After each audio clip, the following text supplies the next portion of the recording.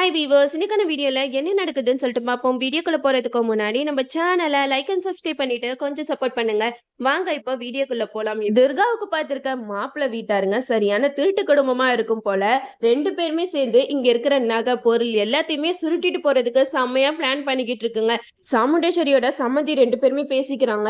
நீ எப்படியாவது போயிட்டு அந்த பீரோவோட சாவியை அச்சு எடுத்துட்டு வந்துரு, நம்ம இங்க இருந்து போறதுக்குள்ள எல்லா பொருளையும் சுருட்டிட்டு போயிடலாம் அப்படின்னு சொல்லிட்டு சொல்றாங்க. அதுக்கு அந்த லேடியும் சொல்றாங்க, நீங்க கவலைப்படாதீங்க, நான் எப்படி அச்சு எடுத்துட்டு வரேன் பாருங்க அப்படின்னு சொல்லிட்டு அங்க உள்ளக்க போறாங்க. அப்ப நம்ம கார்த்திக் வந்து பாத்துடுறாங்க. நீங்க எதுக்காக இங்க வரீங்க அப்படின்னு சொல்லிட்டு கேட்கும் போது அந்த லேடி சொல்றாங்க, இல்லப்பா தம்பி, ரெஸ்ட் ரூம் போகணும், அதுக்காக தான் வந்தேன் அப்படின்னு சொன்னதுமே கார்த்திக்கும் சரி போயிட்டு வாங்க அப்படின்னு சொல்லிட்டு விட்டுறாங்க. கரெக்டா இந்த இடத்துல பந்தக்கால் நடுற நேரத்துல சம்மந்தியை காணோம் அப்படின்னு சொல்லிட்டு தேடிட்டு இருக்காங்க. அப்போ சாமுண்டீஸ்வரி சொல்றாங்க, இங்க தானே இருந்தாங்க, எங்க போனாங்க அப்படின்னு சொல்லும் போது நம்ம கார்த்திக் சொல்றாங்க, அவங்கள இப்பதான் நான் பார்த்தேன், அந்த சைடு ரெஸ்ட் ரூம் போயிருக்காங்க அப்படின்னு சொல்லிட்டு கார்த்திக் சொல்றாங்க. அப்போ அந்த மாப்பிள்ளையோட அப்பாவுக்கு செம்ம பயமா இருக்கு, எங்க நம்ம பொண்டாட்டி மாட்டிடுவாளோ அப்படின்னு சொல்லிட்டு பயந்துகிட்டே இருக்காங்க. கரெக்டான நேரத்துல அந்த லேடியும் வந்துடுறாங்க. பந்தக்கால் வந்து நல்லபடியா நாட்டி முடிச்சிடுறாங்க. அப்ப ஐயா சொல்றாங்க, இதுல எந்த ஒரு தடங்களுமே வரல, நீங்க தாராளமா எல்லா வேலையும் பார்க்கலாம் அப்படின்னு சொல்லிடுறாங்க. அப்போ அந்த சம்மதி வீட்டாளுங்க ரெண்டு பேருமே பேசிக்கிட்டு இருக்காங்க. நல்ல வேலை நான் அந்த ரூம்குள்ள போறப்ப இந்த டிரைவர் பையன் பார்த்துட்டான், அவன் மட்டும் உண்மையை கண்டுபிடிச்சிருந்தான், அவ்வளவுதான், எல்லாரும் முன்னாடியும் நம்மள அசிங்கப்படுத்திருப்பான், நல்ல வேலை அவனுக்கு தெரியாம எப்படியோ சாவியை அச்சு எடுத்துட்டு வந்துட்டேன் அப்படின்னு சொல்லிட்டு அந்த லேடி சொல்லிக்கிட்டு இருக்காங்க.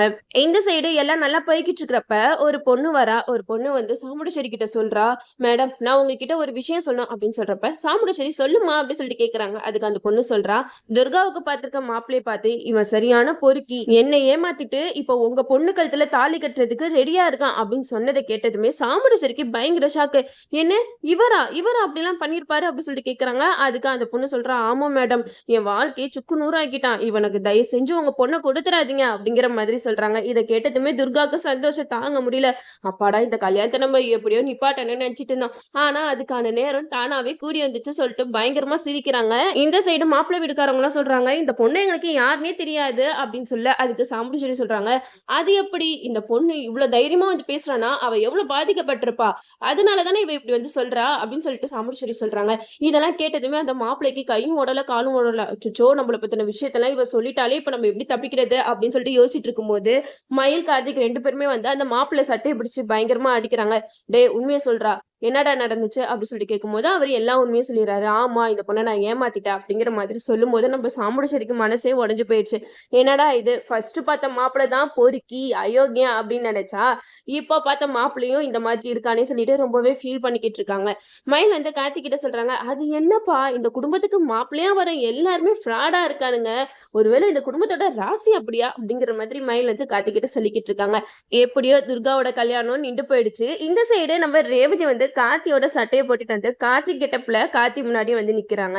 இப்ப கார்த்திக் வந்து ரேவதியை பார்த்ததுமே பயங்கர ஷாக் ஆகுறாங்க. என்ன ரேவதி, எதுக்காக என்னோட ட்ரெஸ்ஸை போட்டு வந்திருக்கேன் அப்படின்னு சொல்லிட்டு கேட்கும் போது ரேவதி சொல்றாங்க, ஆமா, உன் ட்ரெஸ்ஸை நான் போட்டு நான் கார்த்தியாவே மாறிட்டேன், அதனால நானே ரேவதி கிட்ட ரொமான்ஸ் பண்ண போறேன் அப்படிங்கிற மாதிரி ரேவதி வந்து பேசிக்கிட்டு இருக்காங்க. இதெல்லாம் கேட்ட கார்த்திக் வந்து, நீ என்ன சரியான லூசா, எதுக்காக இப்ப இப்படி எல்லாம் பண்ணிக்கிட்டு இருக்க அப்படின்னு சொல்லிட்டு கார்த்திக் கேட்க, அதுக்கு ரேவதி சொல்றாங்க, ஆமா, நானும் சரி நீ வந்து என்கிட்ட ரொமான்ஸ் பண்ணுவ அப்படின்னு சொல்லிட்டு பார்த்துட்டே இருந்தா ரொம்ப தான் ஓவரா பண்ணிக்கிட்டு இருக்க, அதனாலதான் நான் வந்து கார்த்தியா மாறிட்டேன். இதெல்லாம் பார்த்துட்டு நம்ம கார்த்திக்கு சிரிக்கிறதா அழுகிறதானே தெரியல. ஒருவேளை இவ லூசா மாறிட்டாளா இல்ல லூசு மாதிரி நடிக்கிறாளா அப்படின்னு சொல்லி தான் கார்த்திக் வந்து யோசிக்கிட்டு இருக்காங்க.